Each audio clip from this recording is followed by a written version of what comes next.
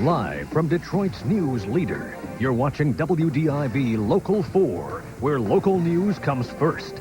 Now, Local First News at 11.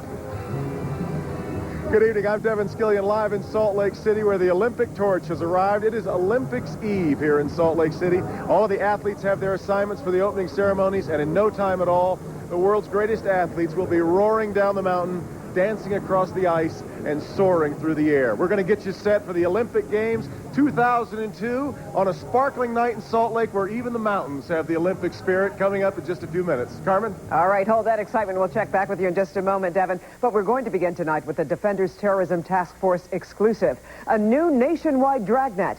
A memo obtained by Local 4 defenders outlines plans to sweep the streets.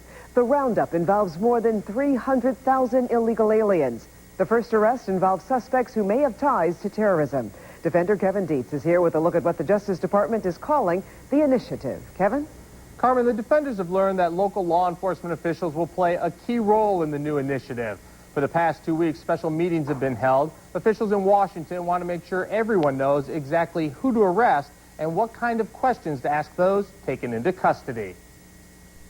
All eyes will be on immigration agents, as they will lead the charge to hunt down and arrest thousands of new suspects as part of a bold new effort in the war on terrorism. This document, obtained by the Washington Post, comes from the Deputy Attorney General's office in Washington, D.C. It details the order of a massive manhunt for illegal aliens living in America. The first arrests will be those from countries with ties to terrorist organizations. The Local 4 defenders have learned the new operation is nicknamed the Initiative. It calls for the arrest of 314,000 absconders, or people who have refused to surrender themselves for deportation from this country. Among the more than 250,000 people on the list are what the government calls priority absconders, people who may have information about terrorist activities. All arrested will be interrogated by the FBI to see what they know about terrorism. The information will be put into a massive database. On Wednesday, U.S. officials called November's voluntary interview process a success.